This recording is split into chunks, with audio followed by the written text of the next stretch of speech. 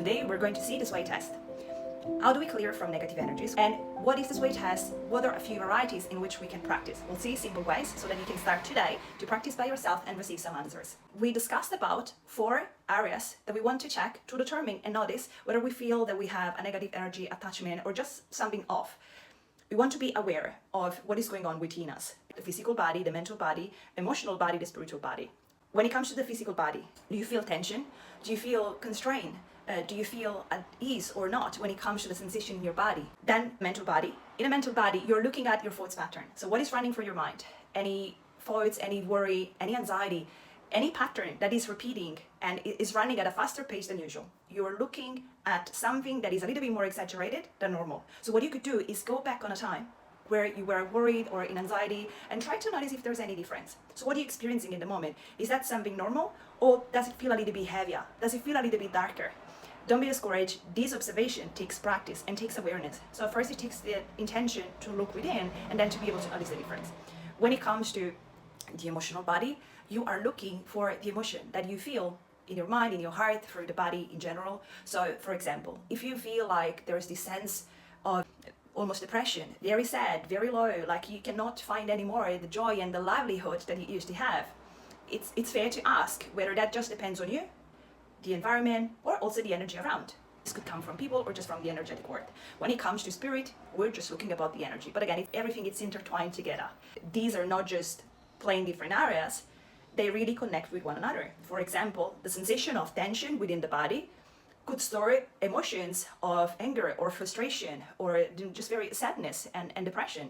So you want to, and that could come together with a patterns, a train of thoughts that is leading you in a direction where you would rather not be, and it is really not serving you, so maybe better to leave that behind.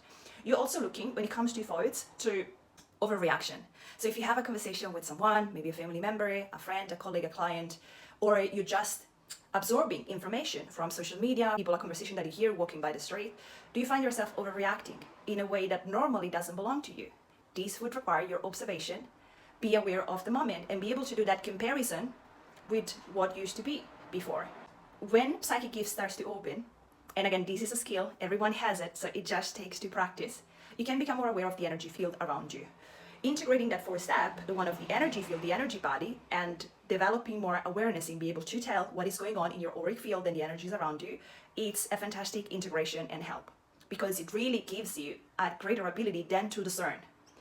You want to define what you're experiencing. Is that yours, or is that from someone else, or the environment around you? Let's remember the environment, from the oxygen we breathe, the water we drink, the food with which we nourish the body, the information that we consume, for a sound, the words in the music, the words that we hear or we speak with others, the TV in the background sometimes. That is not to dismiss.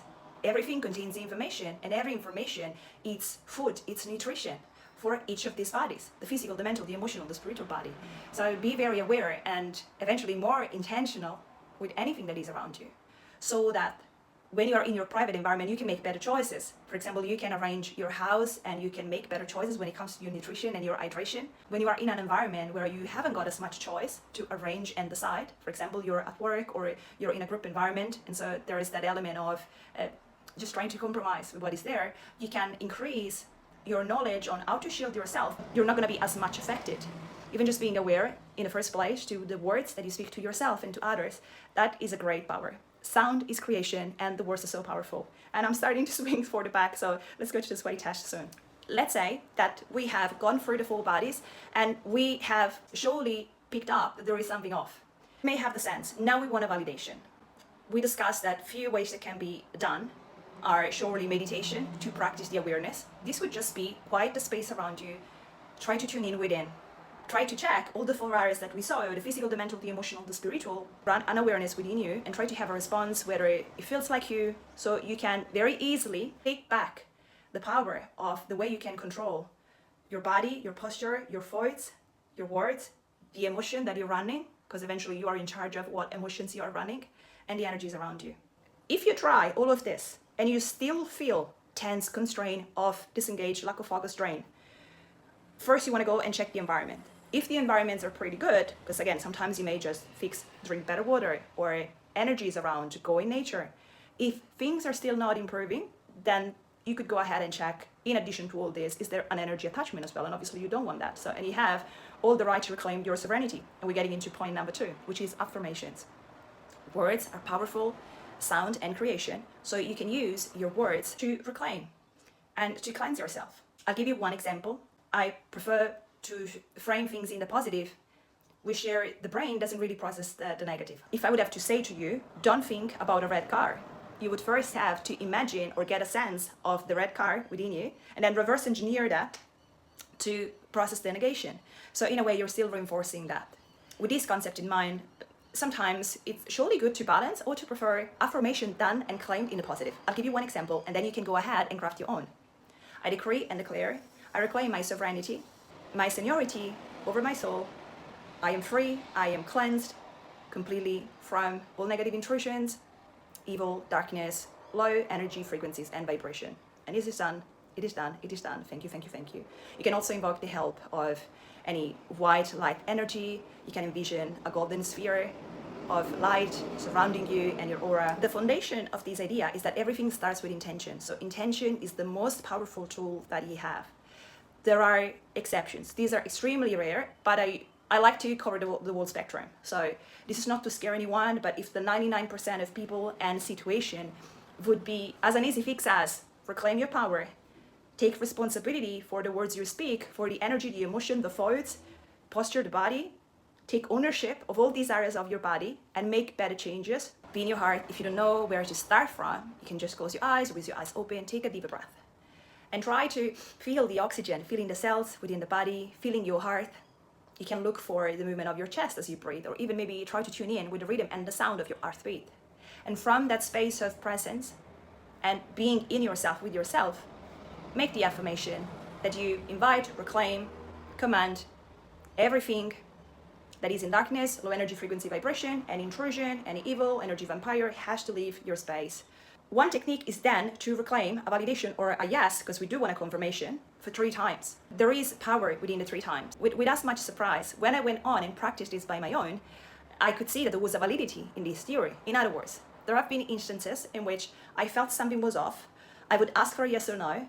I would see that there was an intrusion, and then going ahead and clearing that. Sometimes, especially the first times, also courage, conviction, confidence, like reclaiming your power, that is a skill. If you haven't been practicing the power of conviction of your word, the confidence of your word may need some improvement. So don't be discouraged, my friend. If it's going to take you a few attempts to be able to have yes, and eventually you will also be able to feel the change and the shift in your field. You will be able to feel more at ease, back in flow, back with higher emotion, back with a better state of mind, of thoughts. It feels more like you. It takes to practice. It takes to practice. As you can see with your physical eyes, when you have any intrusion in your physical space, you can be able to develop the skills to pick up with your energies. Those of you who have visions as well, people that can see colors in the aura, that's an extra bonus. But even if you're not able to do that, you can develop the senses of your energies and be able to tell whether something is off or not. Those of you who are not accustomed to this type of energy works, it is as simple as you ever have sometimes where your gut was really saying that something was off, whether when you enter in a room or when you speak to someone or when you leave a conversation or an environment and you feel like you want to have a shower or something, you feel drained. These are signs when there are those energies that are not really ideal for our sphere, for our light. So you can surely practice that. So let's see a few ways to ask and obtain a yes or a no.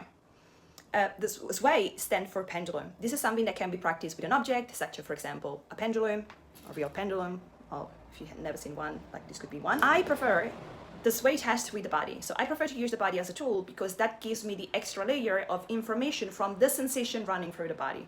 When I do use the pendulum, there's an attunement to the energy of it. As everything, when I use the body or if I use the pendulum, you want to do a grounding, so you want to ground yourself, just connect. Even just that intention of connecting with Mother Earth.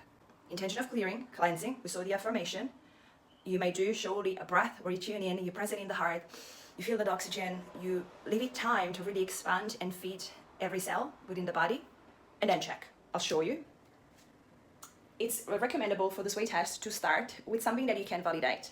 So something that you know what is true. This is a tool to help you discern on what is yes and what is no, what is true, what is not.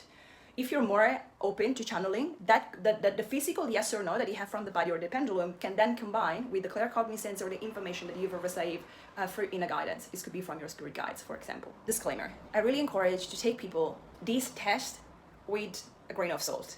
It's good to be open-minded, but it's also good to be playful. In other words, it's always so important to take extreme responsibility and ownership.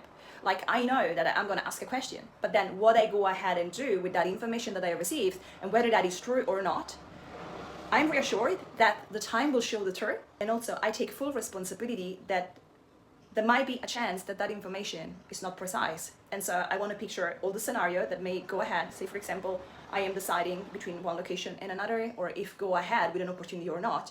I need to be okay that in addition to what I'm checking, I'm okay with the outcome, whatever the outcome is. I need to be okay if that is the truth or if that is false. It's like when you run research. The sum of every attempt that you put together that eventually will show you a percentage of reliability of these tests. If you as a vessel are not as clean, such for example, there's energies interfering, you may have answers that are a little bit off. Let me show you. I'm barefoot with my feet grounded on the floor, and to ground myself I take 2 seconds, could take a minute or more, depends on you, just to extend my roots all the way down to the heart of Mother Gaia. I take a breath, I feel that in my heart. At times I also add going through the chakra energies with the color and just looking for that sensation of freeing up the space and like clearing the channels. Imagine you blow into a straw to make sure that the flow is clear. And then I start with a question. I would ask it to show a yes or no. So show me yes. I have a natural nudge forward. Then I would ask to show no. Okay. I'm inviting you to try this by yourself. I have no expectation that you're gonna believe whether this is natural, as in if I am guided by a force that is not my rational mind will to move forward and back, or if I'm making this up. I have no expectation of you to believe in you. I'm showing you so then you could go ahead in a genuine way and try for yourself. I saw you yes and no, and this is important. You want to set the distinction between the yes and the no, because for different people this may show up in different ways. Then I go with a question of which answer I know for sure what is true and what is not. For example, I can use my name. My name is Federica. The consistency of the yes with my name is Federica, this is something that I can easily validate. So I'm going to try with a name that is not mine. My name is Josephine. And I swing back. The bigger the response, and the stronger could be the yes or no. So it's not just the direction that over time you will be looking to, but also the conviction of the movement. And the clearer the channel, the stronger, the more visible the movement you would receive. Then I'm going to get ahead and ask, is my energy field free and pure at the moment? It gives me a yes. There was a pause at the beginning, signs that before there was some interferences that I cleared just before to record the video. If I would have to receive a no, then I would have, that sometimes happen, then I would practice the affirmation. To reinforce it, I could repeat it 3 times. The most important thing before your words is the intention behind it. It's like you have an intruder in your home, kick him out immediately. It's the same, no? I allow only light and love to be in my space. I reclaim, I decree, declare all intrusion, all negative energies, all darkness be out of my space, to be released, send them back with love and light, with the help of the angels. My space is to be free. I reclaim the sovereignty over my auric field, the purity, the clarity, the light of my auric field, and so be it. And that's moving forward, as you can see. Then you can do the test. So let's say you ask if there was any energy intrusion, and you received a yes. Now you want to clear it. You repeat the affirmation, then you can check again. Am I clear? You want to receive a yes 3 times. Sometimes there are smaller energies. It's like imagining when it comes to a physical body intrusion, you could have someone with more serious intention, and you could have someone just mocking around. And so in the energy world, these energies mocking around, someone called them tricksters. These are very easy. Just call them off. Just leave my space. Send back to light, leave my space. And that's much easier to cleanse and clear. If you repeat with all your conviction, with all your tool, and things are still there, there's other steps that you can go ahead and add. For example, you can add sound, you can add sound frequency. I use, for example, Tibetan bowl, or the quartz bowl, or the tuning fork. As everything is sound and frequency, the higher the frequency, and the less the likelihood for unwanted energies to be around. This is also the healing power and the helpful power of the sound. Point number 4 was maintaining your energies and your vibration up and high.